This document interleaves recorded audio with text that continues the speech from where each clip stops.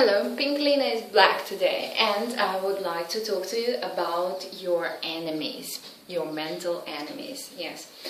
Have you ever asked yourself, how long do you want to live and how long are you going to live?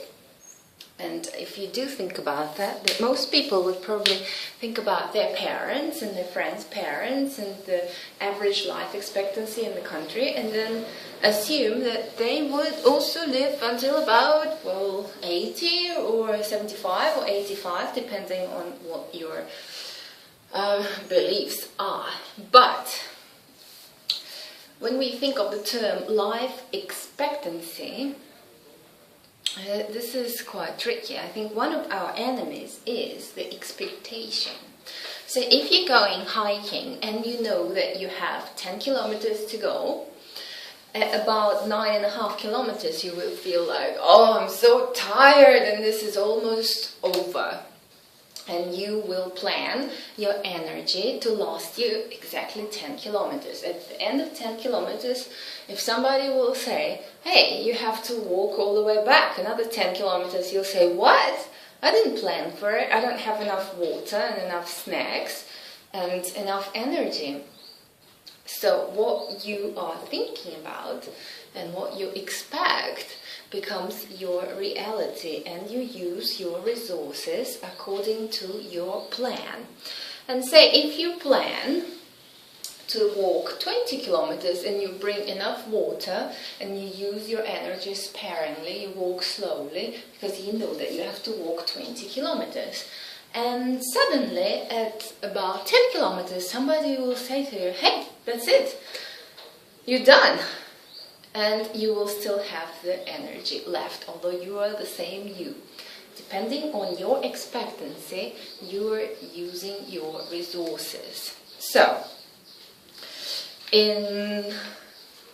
on the internet, if you say type in the average life expectancy in different countries, you will get a list of countries and a list of ages. That is average, right? In some countries there are wars and a lot of men die, and there are different factors, but basically it's based on the average, and the numbers are not that impressive. But we assume that this is what we are to expect, but it's not. Personally I believe, and a lot of other people believe in this too, that the body is designed to live 120 years. But yeah, some people do, and that is not a miracle. You know, when I talk to my grandma every Sunday, once I asked her, how long do you expect to live, Grandma? And you might say this is not a very correct question, but hey, it's interesting what people expect. And Grandma is a person who is 75 now, and she is still working in the office with the computers, and she does yoga every morning, and she is on an almost vegan diet, and she's feeling great. And she said, well, maybe about 85. And I said, Grandma, why? Well, because that's how long people should live, and that's how long our relatives and friends lived. So this mental set, the mental limits are quite important, and I'm trying to get Grandma to understand that she can live for as long as she likes, within reasonable limits, of course, but she doesn't have to set herself to this certain number. And also, in many countries, and especially in Western countries, it is a common mistake to think that it's normal for old people to get sick. But if it's normal for old people to get sick, do you really want to look forward to your retirement and getting old, because you will get sick and you will go to the doctor twice a week and eat like a handful of pills to reduce your blood pressure and cholesterol and whatever else? No, you don't want that, right? So get rid of this idea that old people should get sick and it's normal for them to be sick. It's common, but it's not normal.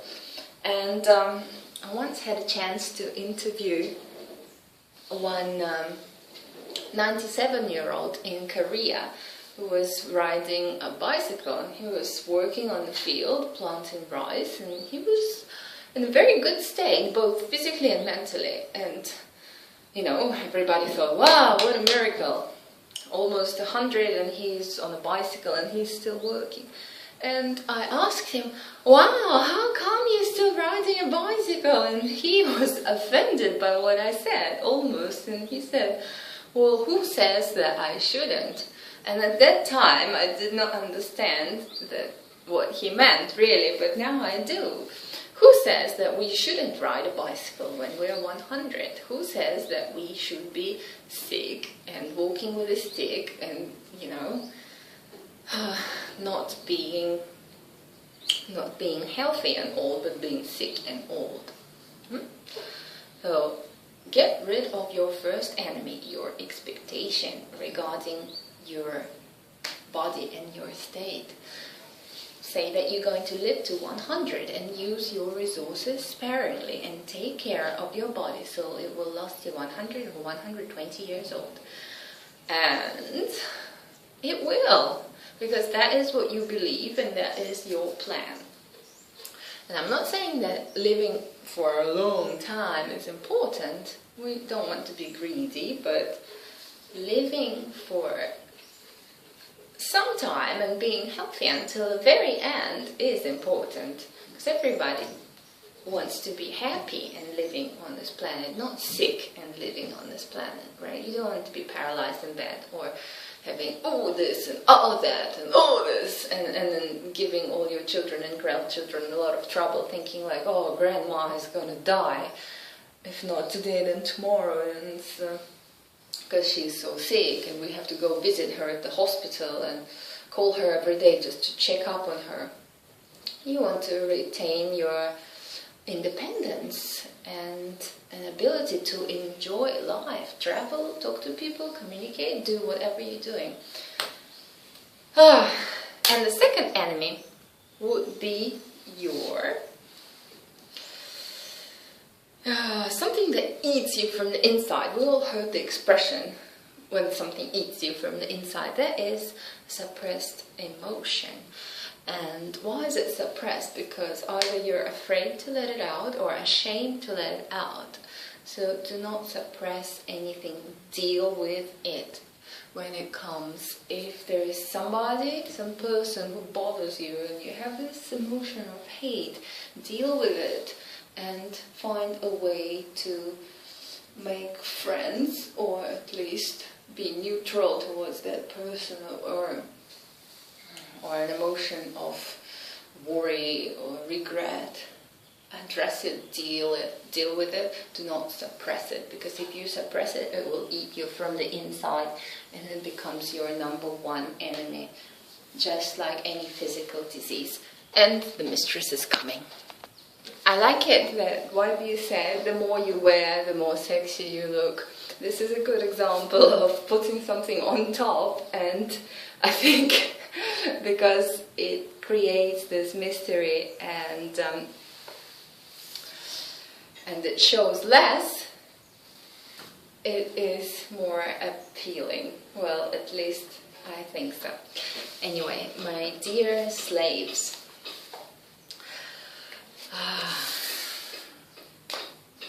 do you all agree with the phrase, a woman should be in control of men's sexuality? I hope you do. And this is directly related to our last topic, the topic of chastity. And I'd like to reinforce that all your fetishes, in my opinion, point to the same idea of the woman being in control of your sexuality. Do you agree to this? Hope you do. Why? Why should a woman control a man's sexuality?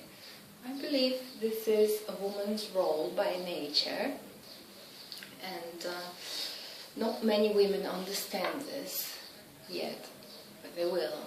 The time is still to come, at least your mistress believes so. And for men, it is difficult to control their own desires. And this is undone. There you go. And there are a lot of temptations. And I think that just like there is balance in anything in nature, there is also balance between man and the woman. And she is there to let him know how to convert his sexual energy into the productive, loving, giving, kindness, this force that will benefit the rest of the world. That's a woman's role, not only to make babies. So,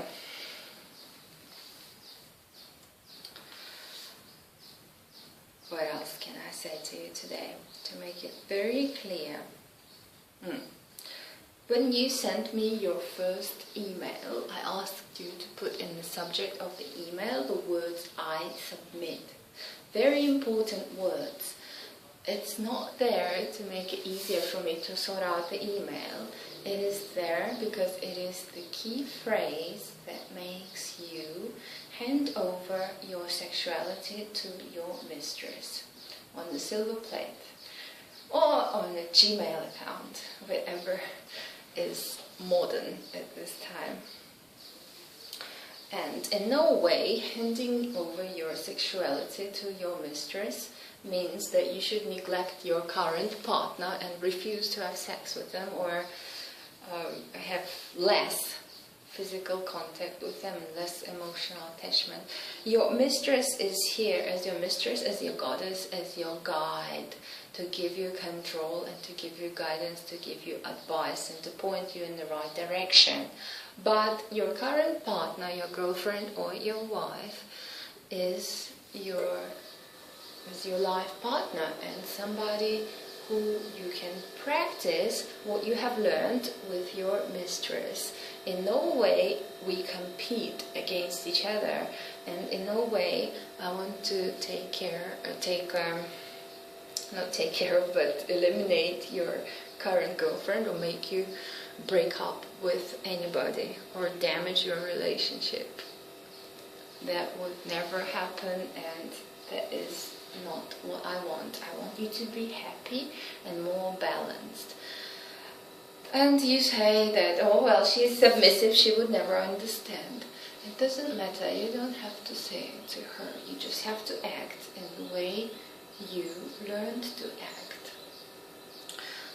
So, you serve your woman, you serve her well, you take care of her, and you treat her like a goddess. And no woman will dislike that. She might feel a bit surprised and uncomfortable at first, but she will get used to it, believe me, we'll do. It is not a bad thing to take care of a submissive woman, because a woman is a woman. And I order you to be better to your partner, if you do have a partner. And if you don't, you can use this energy to serve your mistress, which is also fine, very fine by me. But for the ones of you who do have a partner, it might also be okay to talk to your partner about chastity and how you think that for a man it is worth it, or at least once in their life, to try and refrain from having orgasms. And it doesn't mean that you will not have sex with your wife or your girlfriend, but you will just not ejaculate. You will please her and then refrain from having an orgasm yourself. And she might understand this if you do have good communication between you and your partner. But try not to create tension. And I know I've said this before, and I'm saying this again because we don't want to damage anything that you already have and that took you time to build and that involves other people. A woman is there to serve this woman or that woman, or both. But you should be loyal to your partner. And I totally forbid you from using your hand. That is a no-no. Now, a lot of people will have an objection, because they will say, yes, but you know, I read on the internet that having regular orgasms prevents prostate cancer, or physically men need to orgasm.